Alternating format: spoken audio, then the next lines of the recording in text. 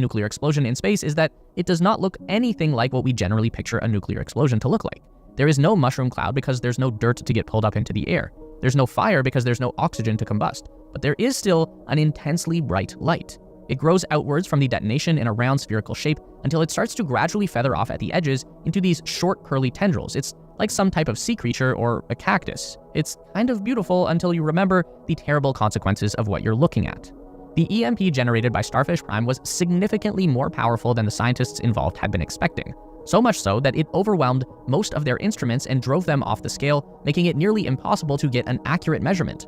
All we know is that it was higher than the maximum number the tool was able to measure. The EMP caused electrical damage on the Hawaiian Islands 900 miles or 1,400 kilometers away from Johnston. It knocked out streetlights, triggered burglar alarms, and damaged telephone communications. After the Starfish Prime detonation, bright auroras were observed in the detonation area, as well as in the southern conjugate region at the Samoan Islands. A very large area of the Pacific was illuminated by the auroral phenomena from far south of the South Magnetic Conjugate Area through the burst area to far north of the North Conjugate Area.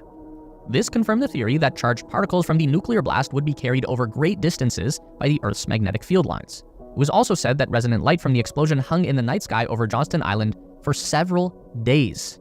High-energy electrons from the explosion became trapped in the Earth's magnetic field, creating an inner radiation belt around the Earth. The intensity of electrons in low Earth orbit actually increased by several orders of magnitude. As a result, 3 orbiting satellites were disabled within a matter of days. Remember, 1962, there weren't very many satellites up there at the time, and at least 6 more satellites failed over the following months as radiation damage ate away at their solar power and electric systems.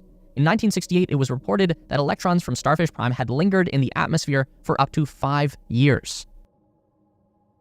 The following year, 1963, the United States and Soviet Union signed an agreement that would ban all above-ground nuclear testing, although the French and Chinese would continue doing their own tests for decades to come, but that luckily put an end to the short history of nuking space. There were other tests done, but they weren't as big as Starfish Prime.